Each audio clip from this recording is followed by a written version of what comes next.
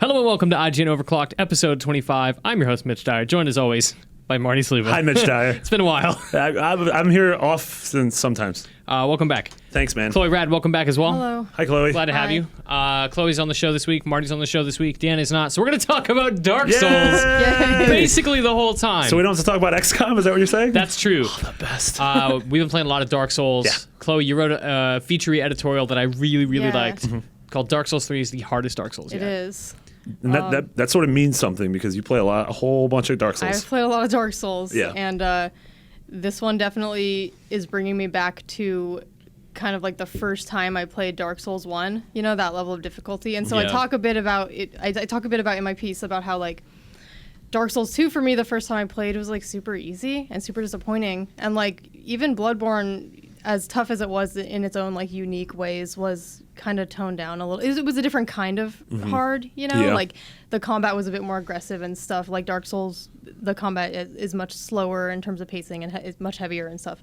It's a different kind of thing to get used to. But Dark Souls 3 is definitely the most like Dark Souls 1. And even Demon Souls, which was also very hard. Yeah. And so I'm super excited. Like it's not a bad thing at all. I'm not having a bad time. Yeah. No, it's that satisfaction, the rewarding feeling of like, there are two skeletons. Literally, how do I do this? Yeah, Yeah. it's like you get there are these areas in the game where it's like it's not really that large of an area, you know, and there aren't that many enemies, but they're hard. It's like you're chipping away at these relatively Yeah. you know. One of the things I've noticed is that the enemies, I do completely agree that this, from what I've played, it's bringing me back to that Dark Souls 1 feeling of unfamiliarity. Yeah. And when you enter somewhere and you're like, I'm not 100% sure what I'm doing right now. Whereas I felt like Dark Souls 2, I had a sense of confidence throughout the whole thing that almost took a bit away from the experience. But one of the things with combat in Dark Souls and 3, which I totally agree, it goes back to a slower pace of traditional Dark Souls, but the enemies seem more aggressive and more sort of like ravenous. They and hit harder too. It's like everything is so aggressive and scary in this game, and that's not just enemies either. Like the environment, everything feels so threatening. It's like, and that sort of reminds me of Bloodborne in a way. Like the enemies have that thing where once like combat gets initiated, a lot of them do that like messed up transformation where like they'll sprout wings or a weird thing will come out so of so terrifying. Yeah. God, those things are scary. Yeah, and they're like caged dogs. They're just Everything angry. just screams at you. It's terrifying for a couple reasons because one, it's like, oh, that's a spooky sudden thing that just happened, and it's different, but it's also a different kind of threat. You were currently fighting a guy that you knew exactly how to solve, and now you don't. Yes, totally. Yeah. And that's terrifying in a Dark Souls game where you're like, oh, it's a puzzle and I've solved it, except you haven't. Yeah, which same thing with bosses too. Bosses tend to. We were just fighting the Crystal Sage, which is this boss that sort of reminded me of like if Big Hat Logan from Dark Souls 1 became a fat bird that melted into the ground. And mixed with Pinwheel because he's halfway through the fight he multiplies. Yeah. And then there's like there's sort of like there's like shadow versions that will still throw magic at you, but with one hit they'll disappear. And so all of a sudden this fight where you're like, oh, I know how to solve this thing becomes like, oh god, this is unmanageable. I've actually noticed a couple of the fights so far in Dark Souls 3 are sort of like puzzles where you have to figure out what to do rather than just, you know, they're not just sponges, you know, damage sponges at all.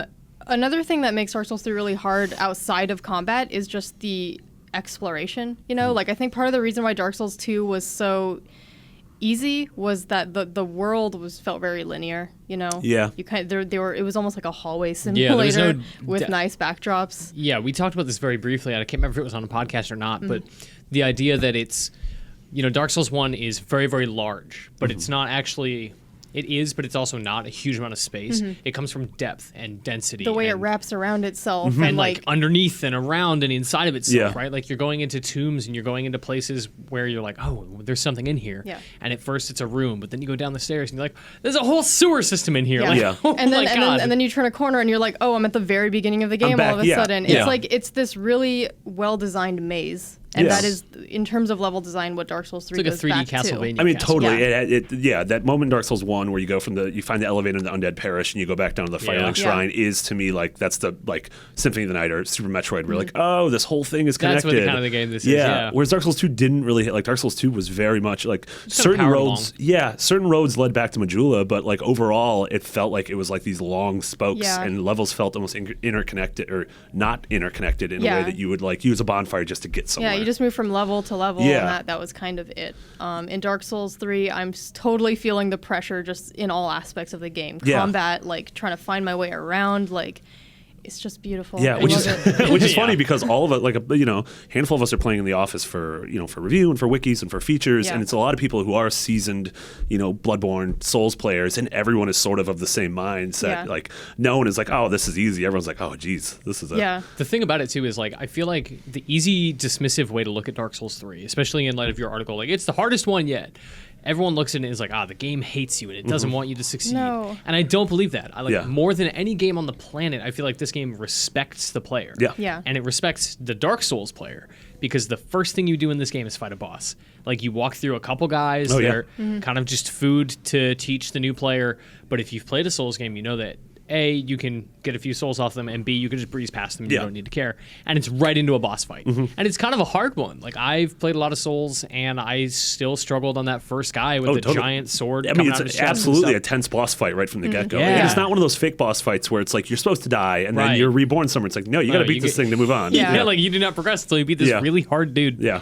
And it's a really good fight, too, because it's a really huge and heavy looking kind of knight dude, but he moves very fast. Yeah. And so it kind of introduces you to this idea of like, things are not going to be what they seem. Also, it transforms halfway through. Yes. Spoiler. Yeah. Yes, exactly. And it's also like I love that they're doing the transformations like they did in Bloodborne. Yeah, totally. Yeah. He's also a little bit deceptive in that, he winds up for that big wide strike. And then it's a few frames longer than you're expecting before he finally comes around. Yeah. And maybe you thought he was going to come from the right, but he actually sweeps from the left. And you're everything about this is surprising. And some of his swings track you too, so if you try to dodge away. And I guess some people would call that unfair, right? But I think Dark Souls does a good job preparing you for what it is. It never lies about what the experience is going to be. It's also the only game I can think of in recent memory where the bosses are not stupid. Like they're challenging because they adapt to you. They're aware of what you're doing. They kind of know what tricks you can do, and they improvise the same way you have to. Because you're as dangerous as every boss, obviously, because you're going to beat them. So they have to be ready for you too. And as versatile as their movesets are, though, like they do have a set moveset, and so that's another thing. Is like you're not fighting this weird procedurally, totally. Like you have to memorize these things. Like it's possible. It's always possible, just with a little patience and dedication. And that's what I think makes Dark Souls hard for people is they don't want to dedicate the amount of time it takes to really be good at these games. Yeah, totally. And I think that's sort of the advice I'm giving to people who are maybe have just played Bloodborne and are getting into Dark Souls 3 is that Bloodborne, you could be it was really about being aggressive and like getting up in an enemy's face and sort of like throwing caution to the wind and being a little reckless. Whereas this, taking that last dive you shouldn't have just to get the kill. You have to just to get your HP back. Yeah, and that was totally a system in Bloodborne. Whereas this, like, no, you have to be calm and stay back and learn the patterns. You have to take it slow. You cannot respond to getting hit or stunned by a big knight with a counterattack of your own. You have to just roll away and be like, okay, what opening does this guy have? Yeah, and if it means waiting 15 seconds to get one or two strikes in, like you just got to do that. Or circling around just for the waiting backstab. to see exactly, or just waiting to see what they're capable of. And what their patterns are and what their tells are, and maybe you misread it or you try something and you're like, oh, okay, thought I knew that, but I don't. Yeah, it is a different kind of pace to have to adapt to. I love it, man. But I love it. Yeah, it's great. And the exploration, like I'm reading Derek Yu's Spelunky book right now, and he talks a lot about like designing Spelunky around an adventure, like very similar to the original Zelda game, which you kind of arrive at this beach and you just go wherever you want to go, and there are caves you could explore, or there are big mountains you can find, and you just kind of come across them when you do, and the fact that they're there is exciting. That's the mystery, and a lot of modern Zelda games have kind of forgotten that, and they're very hand-holdy and they push you through a very specific set of things where yes, Dark Souls is kind of guided, but I feel like it represents that idea so much better than any Zelda game right now. It's so good about just saying, okay, here you are, you've arrived, go see what you can find. And you're going to find stuff that's going to blow my mind because I'm like, oh no, I didn't. I went totally the other way and found a set of stairs that took me here a lot faster. And you're going to be like, what? I didn't know that was already impossible. The experience that we're having right now with all the various people who are playing in the office. Like everybody's gone down these different branching paths, found different bosses. Some people have found characters that for some reason aren't appearing for someone else. Oh my god! Yeah, really that's good. so cool. Yeah, it is just Dark Souls 1 again. And and I mean even tons of links to Dark Souls 1 too, like stuff that you don't have to have played Some Dark fire Souls links. 1. Yeah, some fire. I like that a lot. But just tons of characters where you're like, oh man, you are either exactly that character or you're mentioning that place that was in Dark Souls 1. And it is funny that that's so surprising too. But I think because of Dark Souls 2, because of how loosely How disconnected sort of it different was. it was. Yeah. Yeah, like this feels like kind of the true sequel that people wanted. And so Yeah. Yay. That's cool. So we're gonna have a ton of features and a full review leading up to its release on the 12th, correct? April 12th? Well, it comes out April 12th. Yeah, but it's already out in Japan. Yeah, it's already came out in Japan Japan today. So, but that just means we're gonna have a bunch of coverage We leading will up have to a an lot of eventual stuff. review. Yep. That will be live before April 12th. That's Yes. true. Yes. You just did a live stream today. That's Yes. going to be archived. Yeah, it's archived. What happened? Was some good stuff on that one? What did you see Yeah, today? we tried to fight that Crystal Sage boss and died quite a few times. We found a secret boss that was actually one of the bosses that we played in a preview event. Okay. That The was dancer? the dancer. Yeah. Yes. Yeah, there's a weird thing you have to do to unlock that. Yes, it was sort of a secret boss. We found a cool new version of the Asylum Demon. It was very That's hairy. that's the the first guy you stray fought in demon. Dark Very Souls 1, first right? guy in one. Yeah. Wow. This one was an like gray ashen and hairy. version, Yes. Yeah. So a lot of that, some links to Dark Souls 1. We did it good. I was proud. That's good. And if you go to IGN right now and you search Dark Souls 3, there's a weird way you can play it right now on Xbox One. I hope that that's still the case when this podcast goes live. They might fix that. Yeah. But as far as we can tell, you can only do it on Xbox One. There's totally a way to circumvent a loophole on Xbox Live. So if that's where you're going to play Dark Souls, which it's only 30 frames on console and it's 60 on PC. Yeah, 1080 60 on PC. It is really pretty on looks PC. So great. good in It 60 looks though, so good. right? Yeah. God. It really does make all the Yeah, difference. and this is definitely they're not pulling one of those how the Dark Souls 1 PC version came out and was like super gimped Oh, and then God, the no. community.